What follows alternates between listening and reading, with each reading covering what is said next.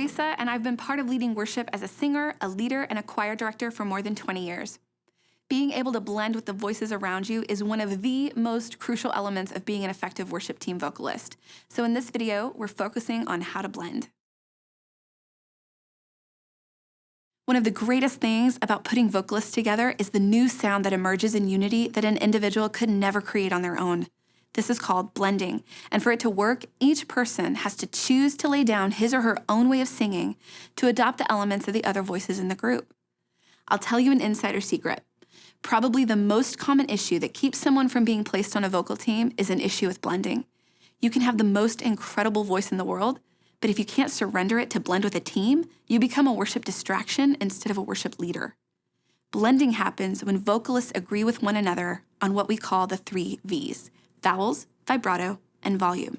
And the key to all of it is listening. Let's talk about vowels. We learned in kindergarten that there are 5 vowels in the English language, and when you're talking about letters, that's true. Phonetically, though, we actually use 21 different sounds for our vowels. So it takes careful listening to identify the accurate vowel sound being used by the leader. And it takes even more discipline to surrender how you would say that vowel and instead say it the way the leader is saying it.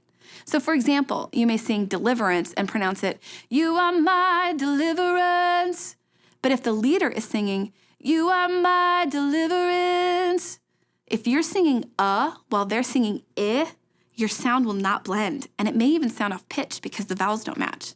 So be sure to pay attention to what you're hearing and emulate it as best you can, even if it seems uncomfortable to do so.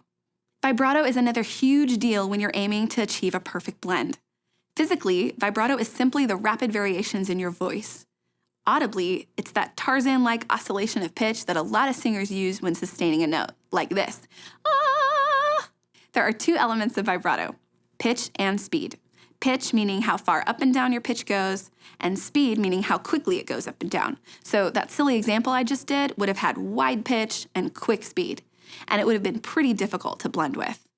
For the sake of a clean blend, we encourage our vocalists to use very controlled vibrato or no vibrato at all. Those of you who have been singing for a long time have muscle memory that dictates your vibrato. You probably don't even think about it. It's just how you sing. So it will be very challenging for you to change how you approach your vibrato. But learning how to sing with little to no vibrato will be essential to being a dependable vocal team member. I encourage you to record yourself and listen to your natural vibrato. If it's wide and slow, "You are my deliverance." Hear me when I say, focusing on this is going to be one of the most important things you can do as you continue in your vocal training, because few things will disrupt vocal blend more than inappropriately used vibrato. One way to work on this is to choose a song you love, find a karaoke version of it on YouTube or Spotify, print out the lyrics, and record yourself singing it. Then listen back through it. Pay attention to the moments you hear your vibrato get out of control and circle them on your lyric sheet.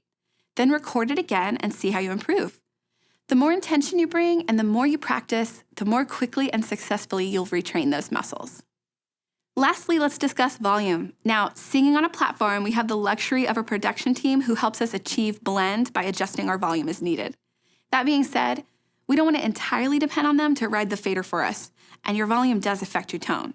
So it's still very important to listen carefully for the mood and volume of the song and match that dynamic. Dynamic is simply the combination of volume and tone.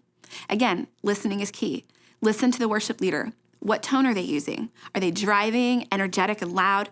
"You are my deliverance." Are they soft and intimate? "You are my deliverance." Pay attention and emulate that volume and tone. A great way to practice all of this is to simply listen to some worship music you love and pay attention to the worship leader.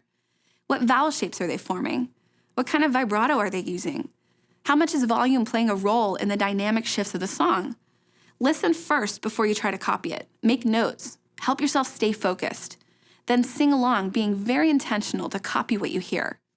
Just like we talked about with vibrato, the more intention you bring, the more you practice, the more intuitive those concepts will become.